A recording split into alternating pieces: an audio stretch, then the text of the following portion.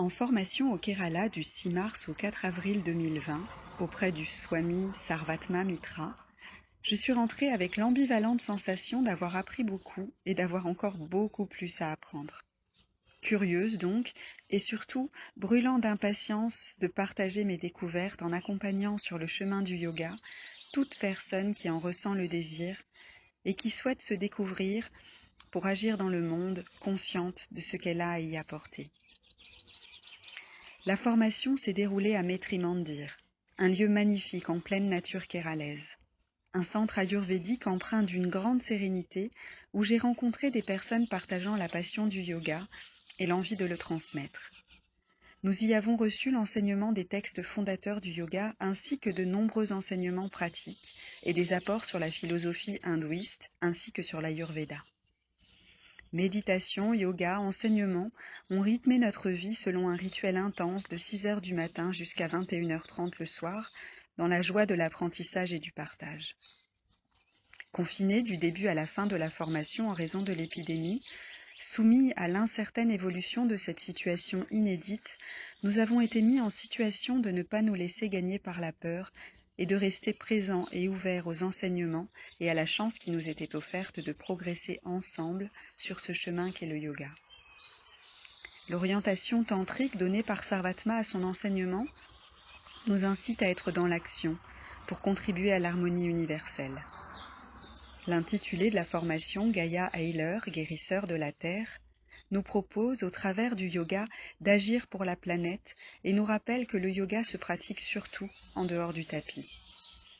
Ce que nous mettons en pratique dans les postures sur le tapis a pour but de se traduire dans notre posture d'humain face à la vie, dans notre rapport aux autres et à nous-mêmes.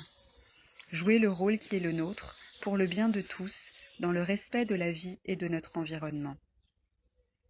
Nous cherchons au travers de la pratique à être plus conscients, plus présents, plus attentifs, mais aussi plus équilibrés, alignés, droits, souples, autant de qualités qui conviennent au corps comme à l'esprit. Humilité, patience, non-violence, persévérance, ténacité, calme, capacité à changer de point de vue, écoute. Innombrables sont les aspects abordés, tout comme les situations qui permettent de mettre en pratique ces enseignements sur le tapis et dans la vie. Le yoga est une quête qui n'a de sens qu'en réponse à une souffrance. Nul ne s'engage dans cette voie sans l'espoir de trouver un remède à sa souffrance. Certains cherchent un soulagement physique pour des problèmes de lombalgie, douleurs chroniques, d'autres un soulagement psychique lié à un stress, une anxiété ou suite à une dépression ou à un burn-out.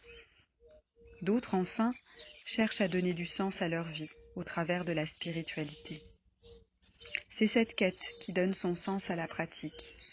Sans cette intention consciente de calmer le mental pour trouver sa vraie nature et œuvrer en harmonie avec elle pour le bien de l'univers, la pratique n'est pas celle du yoga. Nombreuses pourtant sont les personnes qui pensent pratiquer le yoga s'appliquant à une gymnastique qui a l'apparence du yoga sans en être vraiment. Cela a été mon cas durant plusieurs années. J'ai mis du temps à comprendre la profondeur de cette pratique et je pense être encore loin d'une compréhension totale, si tant est que cela soit possible. Car ce chemin est infini et se révèle avec lenteur, tout comme dans les postures. Rien n'est rapide, rien ne s'acquiert sans effort ni persévérance. Et rien de ce que nous tenons pour vrai aujourd'hui ne le sera lorsque nous aurons avancé sur le chemin et que notre conscience plus subtile nous offrira une perspective jusqu'alors inconnue. Alors soyez patients et curieux, observez, méditez et n'hésitez pas à me contacter si vous souhaitez que nous partagions une partie de ce chemin.